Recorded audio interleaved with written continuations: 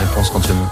Le grand miam sur France Bleu Gironde avec Grégoire Agostini qui est déjà en train de parler, de s'installer dans le studio. Voilà. Il est très concentré en fait. Vous n'êtes pas le premier à vous faire piéger, vous inquiétez pas. Et Chef Jésus aussi. Bonjour Chef Jésus. Bonjour Isabelle, bonjour tout le monde. Ça va très bien. Bon. C'est pas le premier à se faire piéger. Non, mais c'est comme ça. Le petit bouton rouge s'était allumé. Ça s'appelle la radio, c'est la vie. Voilà. Grégoire, bonjour. Bonjour. Très bonjour, heureuse de vous recevoir, de vous présenter Chef Jésus aussi, parce que Enchanté. Je sais que vous travaillez beaucoup avec les chefs, donc comme vous ne vous connaissiez pas encore tous les deux, pourtant vous êtes croisés maintes fois, vous avez des atomes crochus. On a plein de chefs en commun, c'est ça. Voilà. Donc du coup, voilà, maintenant vous connaissez. Alors, pour présenter Grégoire Agostini, Chef Jésus, je dirais que c'est lui qui a ouvert la première brasserie du bassin d'Arcachon, s'appelle la Burdigala. Voilà. Et en fait, il travaille donc beaucoup avec vos collègues. Pourquoi ? Parce que sa bière est vraiment particulière. Grégoire, comment vous définissez votre bière ? Alors, pour répondre simplement, on est vraiment spécialiste sur une bière de dégustation, ce qui est le cas de la plupart des brasseries artisanales, mais nous, on a vraiment pris le créneau de la restauration, puisqu'on essaie de rétablir la bière comme produit gastronomique, ce qui n'est pas forcément évident dans l'esprit de nos compatriotes du Sud-Ouest. Oui, on peut accompagner des plats à la bière, oui, on peut cuisiner avec la bière, pas simplement qu'avec du vin. Voilà. C'est pour ça qu'on a choisi de vous inviter aujourd'hui, parce que les fêtes approchent, et si on veut étonner un petit peu sa famille, ses amis, pourquoi pas proposer de la bière en accord plutôt que du vin, pour changer un petit peu, voilà, des habitudes. Vous avez vu les bouteilles Ouais, elles sont très belles. Elles sont belles, hein. L'étiquette en forme de... C'est un renard, c'est ça ? Oui, tout à fait. Et on dirait une mini bouteille de vin, ou de champagne même. Grégoire a raison, s'il dit qu'il veut rétablir effectivement ce côté gastronomique de la bière, déjà l'emballage, je crois que ça... c'est comme le premier message qu'on envoie. Le contenant, c'est ce qu'on voit en premier, ce qui donne envie. Ça fait déjà des belles idées cadeaux pour Noël aussi. Alors Chef Jésus, pourquoi on vous parle aussi de cette bouteille ? Parce que en fait, vous avez été récompensé pour ces bouteilles. Tout à fait, oui. Grégoire. Alors justement pour légitimer notre démarche, on a été élu deuxième plus jolie bouteille de bière au monde à Shanghai en 2016. Pas mal. Et on a la moitié de la gamme qui a des prix à l'international. Donc sur le contenu, là, c'est des dégustations à l'aveugle, parce que c'est bien d'avoir une jolie bouteille, mais ce qui compte quand même, c'est ce qu'il y a dedans. Bien sûr. Alors, vous avez combien de bières différentes ? Alors là, on en a 9 en ce moment. Quand je dis 9, c'est vraiment 9 différentes. Ça va de la blanche aux fleurs de sureau à la noire au cacao. On a une ambrée au miel. On a 4 blondes différentes.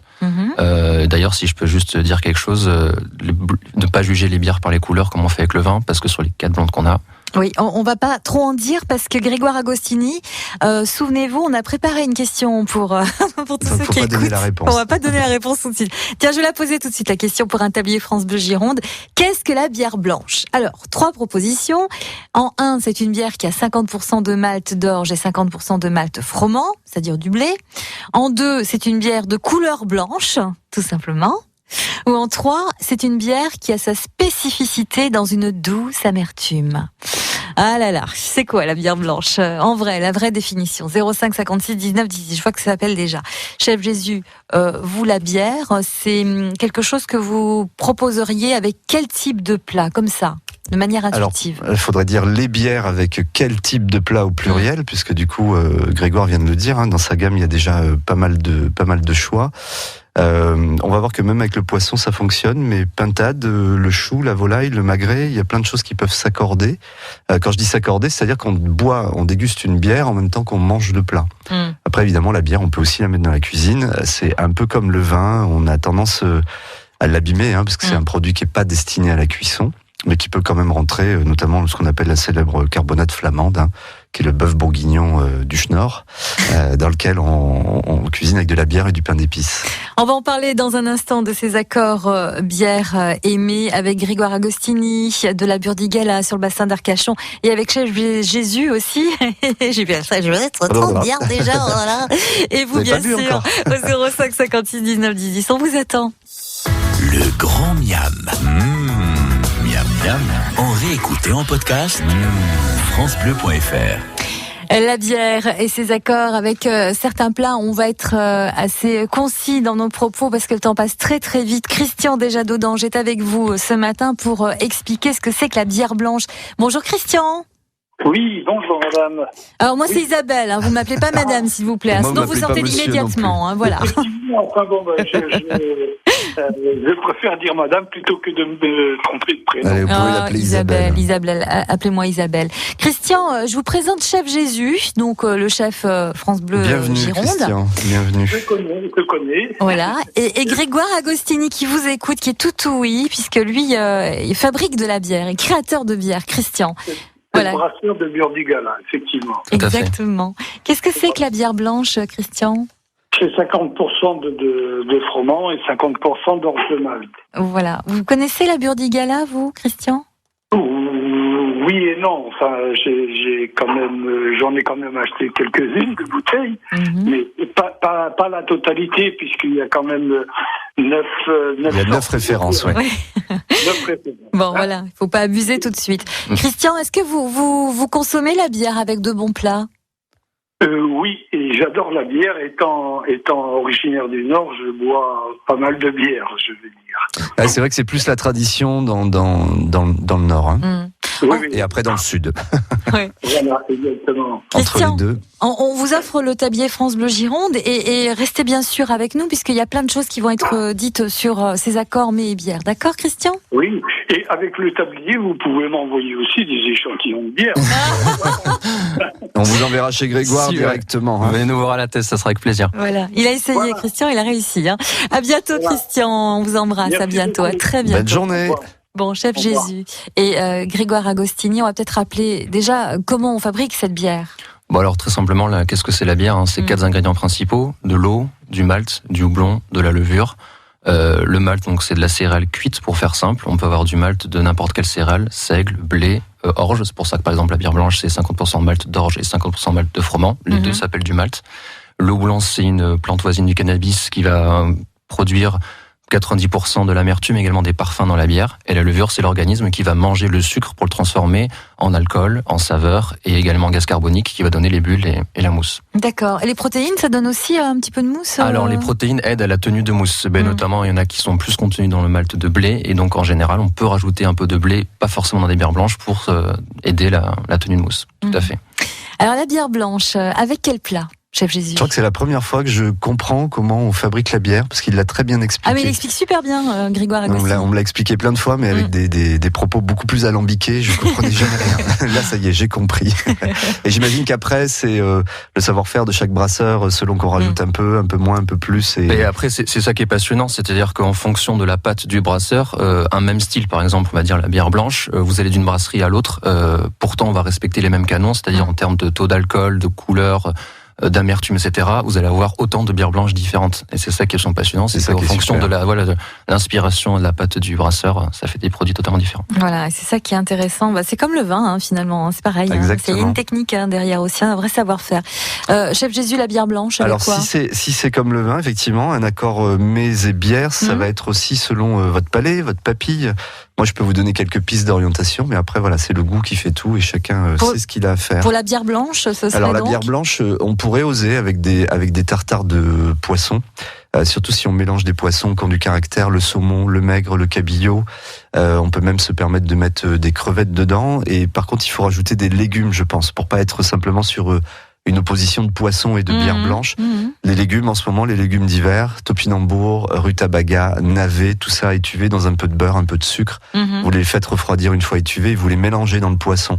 Et je pense que les notes de la bière blanche, elles peuvent faire un écho très sympathique, puisque c'est ça, l'accord mets et bière, ou mets et vin, c'est l'écho entre les deux. Il faut que ça matche, comme on dit. Ouais. Mais il faut qu'il y ait des répondants, en fait. Mais tout à fait, mais pour compléter ce que disait le chef Jésus, la bière blanche, elle a un petit côté acidulé, et c'est pour ça que ça va très bien avec le poisson qu'on l'avait recommandé, et y compris sur les fruits de mer. On peut, donc là on est sur des poissons froids, et tenter, avec des huîtres aussi, je l'ai fait il n'y a pas très longtemps, bière blanche et huîtres.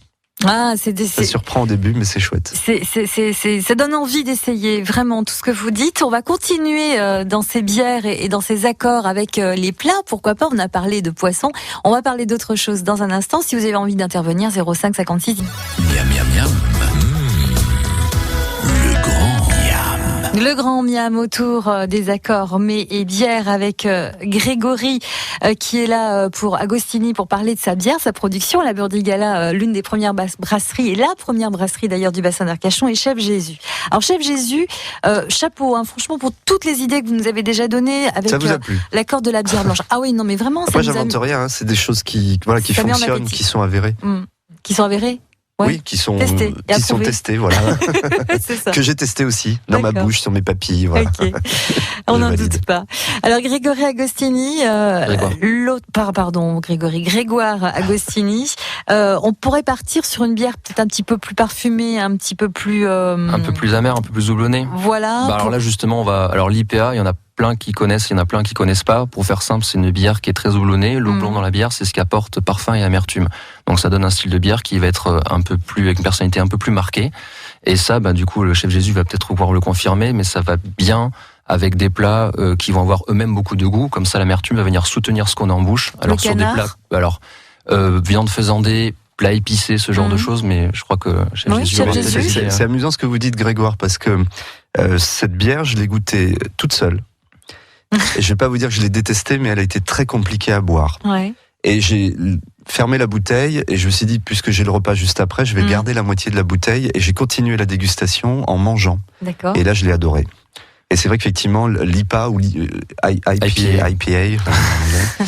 c'est une bière qui est très très amère, et donc toute seule, elle peut être compliquée. Alors c'est un grand classique, effectivement l'IPA, ça fait partie de ces bières qui sont un peu le symbole de la révolution brasserie artisanale. C'est tout simplement parce qu'effectivement, elles ont beaucoup plus de personnalité en termes d'amertume, mais également de parfum que ce qu'on va trouver d'habitude dans le commerce. Donc c'est une bière que se sont appropriés tous les amateurs de bière, mais pour ceux qui n'ont pas trop l'habitude, l'amertume effectivement peut déranger. Il faut peut-être pas commencer avec une IPA quand on commence à s'intéresser à la bière artisanale, ou alors dans le cadre effectivement d'un repas où ça va accompagner, et là du coup ça va se mélanger avec les saveurs qu'on a avec le plat qu'on déguste. Ouais. Donc des viandes faisandées, il faut y penser pour les fêtes de fin d'année. Vous avez dit aussi des plats un peu épicés. Ou un fromage fort. Ou un fromage fort, d'accord. Ouais, ça va pouvoir aller avec des choses qu'on a fait confire, qu'on a fait mijoter. Je pense au canard à l'orange par exemple, parce que l'orange et ce côté amer, ça peut bien fonctionner. Quand je vous dis canard à l'orange, on part sur des cuisses de canard fraîches. On part pas sur un canard confit, parce que souvent c'est l'erreur qu'on fait et c'est vraiment trop gras. Cuisses de canard, vous les mettez dans un bouillon, on va les faire cuire facilement 2 heures pour qu'elles soient bien tendres. Ensuite, on rajoute les oranges, on rajoute du pain d'épices. Avec ce genre de bière, avec la bière IPA, ça peut fonctionner. Et puis après, les salmis, si vous êtes fan de salmis de pigeon, palombe, les civets de lièvre, civets de sanglier, qu'on pourrait même faire à la bière d'ailleurs, plutôt que de les faire au vin, et être vraiment dans une correspondance totale entre ce qu'on va mettre dans le verre et ce qu'on a mis... Ah mais complètement, c'est-à-dire au-delà du fait d'accompagner plat à la bière, cuisiner à la bière, c'est un peu qu'on continue avec des vins. La qualité du vin va impacter sur la sauce, même si on va perdre à la cuisson quelques subtilités qui étaient dans le produit. Mais si vous mettez une bonne bière ou un bon vin, ça va absolument changer votre plat. Et ça fonctionne sur aussi. Du gibier, ça va très très bien, comme vous avez dit. Et comme je sais qu'Isabelle est fan de reblochon, elle nous a dit qu'elle voulait des croque-monsieur au reblochon. Oui, c'est vrai. Il y a ce genre de bière, effectivement, alors pas sans tomber dans le côté raclette ou tartiflette, mais en dégustation fromage pur, c'est-à-dire des reblochons fermiers au lait cru, des choses, je pense à notre amie là de la rue des Remparts, la fromagerie. On lui fait un petit clin d'œil d'ailleurs, Delphine. Et bien, c'est des choses qui pourraient très très bien fonctionner. Ok, c'est noté. Encore une fois, merci messieurs pour tous ces précieux conseils. On revient dans un instant avec ce grand miam tourné autour des accords mets et bière pour parler peut-être de l'accord bière et dessert sur France Bleu Gironde. Le grand miam. Accord mets et bière dans ce grand miam avec Chef Jésus et Grégoire Agostini, la Burdigala à la teste de bûche, et Philippe Vigier qui arrive aussi pour nous parler d'apéritif dînatoire entre amis. Mais juste avant, Philippe, je voulais juste qu'on revienne sur le dessert, parce que le dessert quand même, avant de passer à l'apéritif, c'est essentiel, la bière et le dessert. Grégoire Agostini. Alors sur le dessert, de manière assez classique pour les amateurs de bière, parce que peu de gens accompagnent encore dans le sud-ouest le dessert avec de la bière, on peut partir sur des stouts, comme nous on fait par exemple une stout cacao, qui vont avoir des goûts, des saveurs et des parfums un peu torréfiés, café, chocolat, et qui vont donc très bien accompagner des desserts au chocolat ou avec des fruits rouges, sachant que ce sont des bières qui ne sont pas nécessairement fortes en alcool ou fortes en amertume, comme leur couleur pourrait laisser croire. D'accord. Voilà. Chef Jésus, ça vous inspire ? Un dessert tout bête avec ça, vous allez voir, c'est super simple. Une tablette de chocolat. Oui. On dépasse les 72% de cacao pour avoir pas mal d'amertume.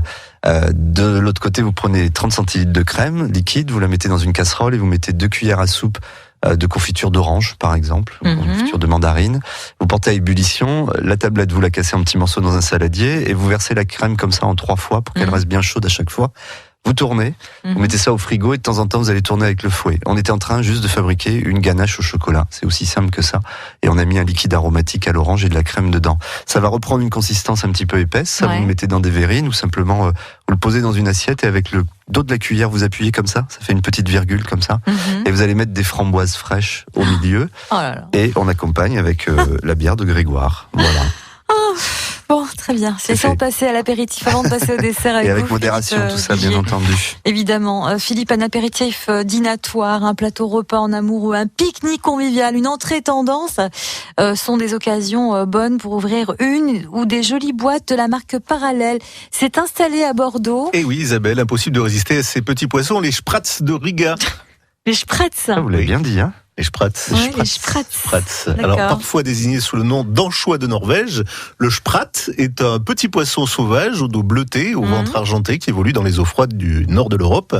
Il s'apparente également à une petite sardine dont les arêtes sont imperceptibles, la tête et la queue étant par ailleurs retirées lors de la préparation. Alors, précurseur, la marque bordelaise Parallèle a été la première à proposer ce petit poisson sur le marché français.